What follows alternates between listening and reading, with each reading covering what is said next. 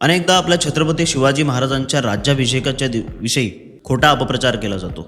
असं म्हटलं जातं की छत्रपती शिवाजी महाराजांचा राज्याभिषेक हा एका ब्राह्मणाच्या पायाच्या अंगठ्याने राजतिलक केलं गेलं होतं. या गोष्टीवरती मी खूप विचार केला. पण पहिली गोष्ट, हे जे बोलणारे जे लोकमंडळी आहेत की बाबा असं केलंय, कुठचाही ऐतिहासिक पुरावा ह्या बाबतीत नाही.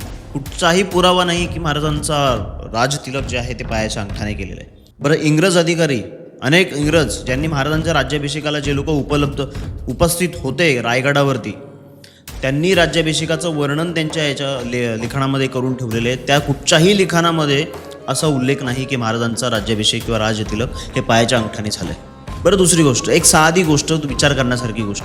मला एक गोष्ट सांगा, जे छत्रपती शिवाजी महाराज आग्र्याला औरंगजेबाच्या दरबारात उभे होते, तिथे महाराजांचा अपमान झाला, बादशाह समोर आहे, त्याचं लाखोंचं सैन्य आजूबाजूला आहे, स्वतःचा अपमान सहन न झाल्यामुळे महाराजांनी त्या लाखोच्या गरड्यांमध्ये त्या औरंगजेबाला तिथं चिथावलं होतं, तिथं आव्हान दिलं होतं, टरकाळी फोडली होती, त्याचा अपमान केला होता त्याच्या दरबारात.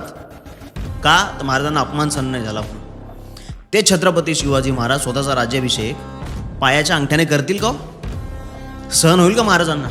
काही कोणाला काही वाटेल ते उगाच काहीतरी पसरवण्याचं काम करतात. साधा विचार करावा, जे महाराज इतके स्वाभिमानी होते त्यांना तो अपमान सहन होईल? विचार करण्यासारखी गोष्ट. पुरावा नाही, काही नाही, कोणीतरी काहीतरी सांगत बसतं आणि आपण विश्वास ठेवत बसतो. छत्रपती शिवाजी महाराज होते, ते त्यांना ते सहनच झालं नसतं आणि त्याने ते केलंही नसतं तसं. ठीक आहे. जय शिवराय.